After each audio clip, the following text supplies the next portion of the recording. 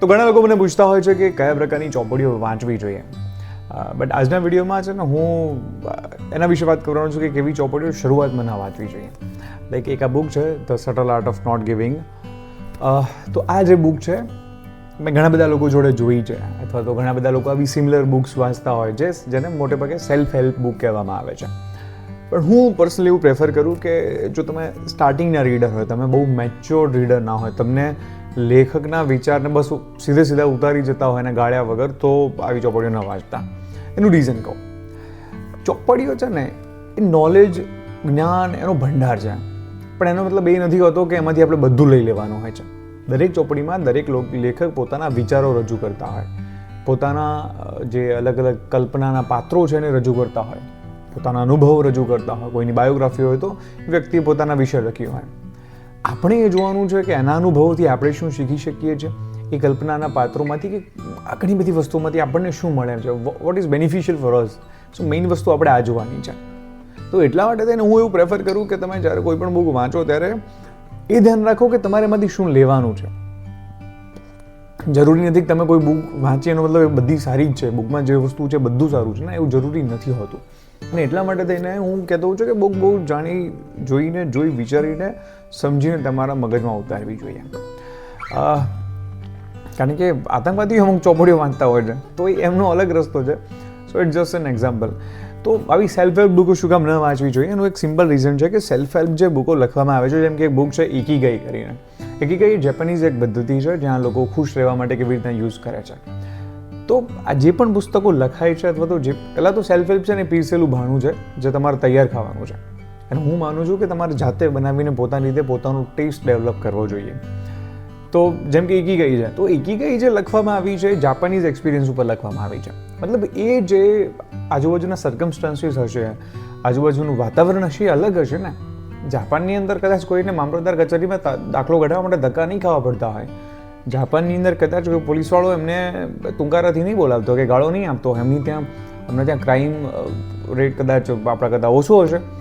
એવી રીતે US, America, Europe, આ બધાની કલ્ચર જે વસ્તુ છે બહુ અલગ હોય છે, અને એના બેઝ ઉપર એ લોકો ચોપડીઓ લખે છે.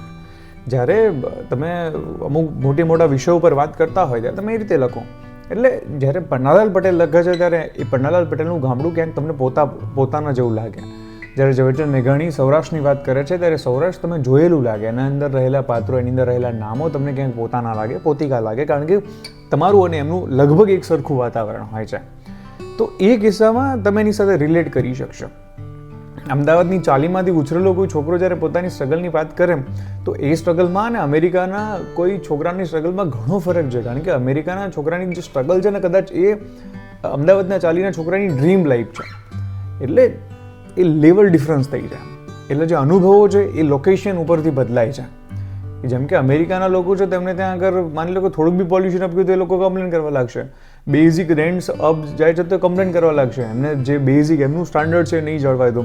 જ્યારે ભારતમાં તો ખાવાના ફાંફા છે, અમેરિકામાં એવું તો નથી. તો એટલા માટે થઈને હું કહું છું હંમેશા કે શરૂઆતમાં તમારે પોતાની ભાષાની, પોતાને લગતી પુસ્તકો વાંચવી જોઈએ, ટેસ્ટ ડેવલપ કરવો જોઈએ. પછી જ્યારે તમે સમજી શકવા માટે પૂરતા સમજણ આવે, તમને મેચ્યોર થાવ તમે, ત્યારે બધી સેલ્ફ હેલ્પ બુકો વાંચવી જોઈએ, જેથી તમે વિચારના મૂળને પકડી શકો. કારણ કે ઘણીવાર આપણે ત્યાં સર્કમસ્ટાન્સીસમાં ફસાઈ જતા હોઈએ છીએ કે હું ગાડીમાંથી જતો હતો અને અચાનકથી મને આવો વિચાર આવ્યો, પણ એની માટે ગાડીઓ હોવી જોઈએ. આપણે તો ચાલતા બસમાં ધક્કા ખાઈને જતા હોય તો એ વિચાર કદાચ આપણને ન આવી શકે. આવી ઘણી બધી વસ્તુઓ છે. એટલે મારું બેઝિકલી સમજાવવાનો મતલબ એ છે કે ઇકીગાઈ જે આખી પદ્ધતિ છે એ કદાચ જાપાનના ટાપુ પર પોસિબલ હશે, પણ કદાચ એ બધી વસ્તુઓ એક છોકરા માટે જે ચાલીમાં રહે છે, જેની માટે બેઝિક જીવન જરૂરિયાતની વસ્તુ મળવી મુશ્કેલ છે, એની માટે કદાચ એ વસ્તુ ઇમ્પ્લિમેન્ટ કરવી બહુ ટફ બની જશે.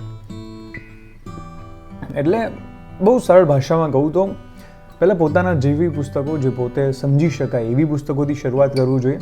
અને આ બધું તો છે ને ઇન્સ્ટાગ્રામમાં બતાવવાની ચોપડીઓ છે. આઈ એમ નોટ સેઇંગ કે આ બહુ ખરાબ બુક છે, કે આ બુક વિશે હું કશું નથી કહેતો. ખાલી ઇન્સ્ટાગ્રામમાં દેખાડવા માટે કે બધા માટે કરવું તો વાંચી શકો છો. અગર જેન્યુઇન રીડિંગ કરવું છે તો પછી આ રીતે આગળ વધો. ધીરે તમે બહુ મોટી શેક્સપિયરના પુસ્તકો વાંચી શકો છો. એમાં પણ એ તો વાંચવું છે, સાહિત્ય તો મોટો ભંડાર છે, પણ તમે પહેલા દિવસે શેક્સપિયર વાંચશો તો કદાચ તમને જરાય સમજણ નહીં પડે. પહેલા દિવસે તમે કાલિદાસ વાંચશો તો તમને સમજણ નહીં પડે. પણ ધીરે ધીરે જો રસ કેળવશો તો કદાચ એ વધારે હેલ્પફુલ થશે.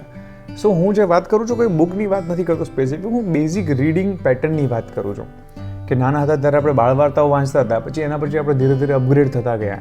તમારે આજે તમે બહુ સરળ નોવેલ વાંચો તમને વાંધો ના આવે, સરસ્વતીચંદ્ર વાંચો તો તમને એમ થાય કે શું છે આ બધું, તો આવું થઈ શકે છે. એટલા માટે જસ્ટ બેઝિક વસ્તુ મારે કહેવી હતી કે શરૂઆત આવી ચોપડીથી ના કરશો. If you are started reader, mature reader નથી તો પછી પોતાના જેવી પોતાની ભાષાની પોતાની લગતી ચોપડીઓ વાંચો, એ વધારે કદાચ હેલ્પફુલ રહેશે. Thank you so much. Channel subscribe ના કર્યું તો કરી દેજો. આવી રીતે હું તમને મળતો રહીશ અલગ અલગ ચોપડીઓની અને બીજી ઘણી બધી વાતોને લઈને. બાય બાય, મળીએ. જય હિન્દ.